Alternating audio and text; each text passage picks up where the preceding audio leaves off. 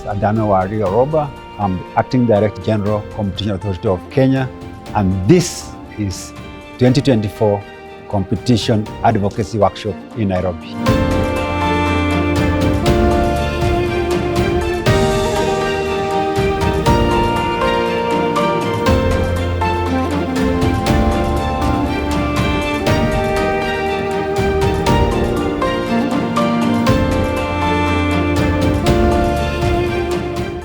It is with immense pride that I welcome you all to Kenya for the 2024 ICN Advocacy Workshop. This is the first ICN workshop to be held in East and Central Africa, a clear illustration that Africa is ready to develop the homegrown solutions to its challenges and that competition law enforcement in the continent has come of age. Having this event in our country today has allowed us to share our experiences, particularly with regard to advocacy, which is the main theme within the ICN network. Advocacy is very key to enforcement matters because it will help us to make the firms comply with competition law, and also apart from that, it will also inform on most of the initiatives that we are taking on to ensure that competition policy and law is well effected in the region. The ICN Advocacy Workshop brings together competition agencies globally. Over 50 competition agencies participated in the discussion in Nairobi. And the key purpose of this is to try and share experiences and also have a conversation with the non-competition agencies, such as law firms and other stakeholders, who also form a key critical component of competition enforcement in various jurisdictions. One of the most interesting aspects of the ICN meetings is actually to bring all these different experiences and insights from different jurisdictions in terms of initiatives and strategies that were implemented. It's great to hear actually all this diversity, but also kind of peer learning type of exchange. My name is Marek Martyniszyn. I'm Professor of Competition Law and Policy at Queen's University, Belfast, United Kingdom. I'm a non-governmental advisor to ICN, and it's a great pleasure to be here at this ICN workshop in Nairobi.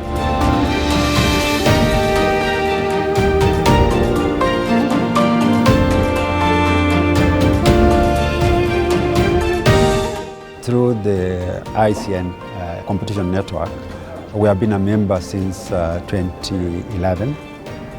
We have made an effort every year to participate in the ICN forums. Our mode of participation is a presentation of our cases that we have determined, and therefore that opportunity gives us an opportunity to share experiences with other like-minded competition agencies across the globe. In those forums where we participate also, we learn from other jurisdictions in terms of if it's an advocacy or a market study or a cartel case that they have undertaken. Those are presented cases. We'll be able to compare the way they have done in terms of methodologies and the decision they have arrived at on those particular cases. Our competition community is facing numerous challenges at the moment. We had pandemic, we had a variety of disruptions in supply chains, from goods in general, over foodstuff and energy, and of course there is inflation. And it's been a pleasure to learn from colleagues from all over the world what agencies are going to contribute to help their domestic economies to deal with these challenges and to exchange good practices. And I think this is a very valuable work that is going on. In the panel I was chairing, we heard from colleagues from Kenya, from Portugal, Japan, and South Africa.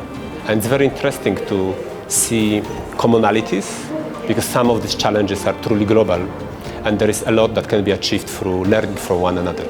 Advocacy is very key to enforcement matters because it will help us to make the firms comply with competition law, and also apart from that, it will also inform on most of the initiatives that we are taking on to ensure that competition policy and law is well effected in the region. EAC Competition Authority has really embraced advocacy, especially in regard to the small and micro enterprises.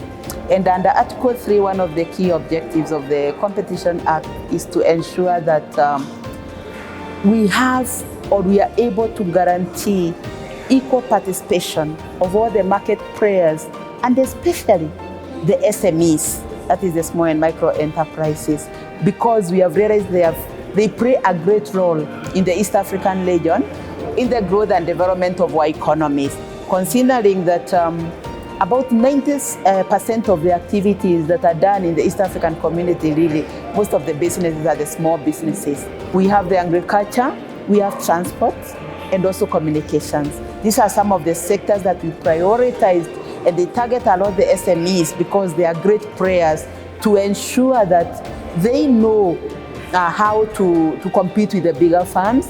And number two, they know their obligations, they know their rights, and they also know how to comply with the competition law. So that is one of the key things that we are really focusing on. During the discussion, the key outcome was on the need for competition agencies to use their stakeholders as a key component of advocating for their message to the masses. One of the key areas and sectors that was looked into is the area in education, where we saw from the various countries how various tools have been used. For instance, we're in Kenya that they have tried to incorporate competition law in terms of financial literacy in the curriculum. When you go to Brazil, they have implemented collaboration with universities and have a clear laid out plan up to 2024 on how they will be able to reach out to various universities across the country. So this advocacy allows us now, as we have seen, to share with other agencies what are some of the methods and strategies they have employed to ensure that competition issues and consumer issues are actually known to the citizens and to businesses so that they are able to comply. I think I would like to differentiate two things which is relevant for competition. One is the fact that there are soft and hard competition approaches. Soft means creating awareness about competition, which are in line with the law for entities to comply or even for individuals to comply. The hard one is where we look at now abuse of certain powers. For example, you are a powerful player in the market and you use that power to do certain practices which are not allowed within the law. So this particular event is such an highlight for us in terms of showing not only what we do, but also to show that we are a reputable agency that is comparable within the competition space with other international competition agencies. The subscription was at 200, which was really more than we expected. Being that it's an international event, so we had guests coming from different parts of the world who are ICN members. So, and the sessions were very interesting and very informative. We had speakers from member states, and we also had academia who were also speaking on various issues. And for me, really the highlights were the recommendations that were done, especially in the session on market studies that support green transition. We were challenged that as researchers, we need to do more studies, more research, so that we can support the transition to green energy. The other highlight was on the need to collaborate with sector regulators. In Kenya, we have many sector regulators who have the competition and consumer protection mandate. So it's important that we converge our decisions, and we can do that either through memoranda of understanding or doing joint activities and joint sensitizations. So there is need to collaborate even at the regional level so that we can impact the communities we serve in. The most important takeaway is to continue working together and to continue implementing the various competition laws we have in different countries.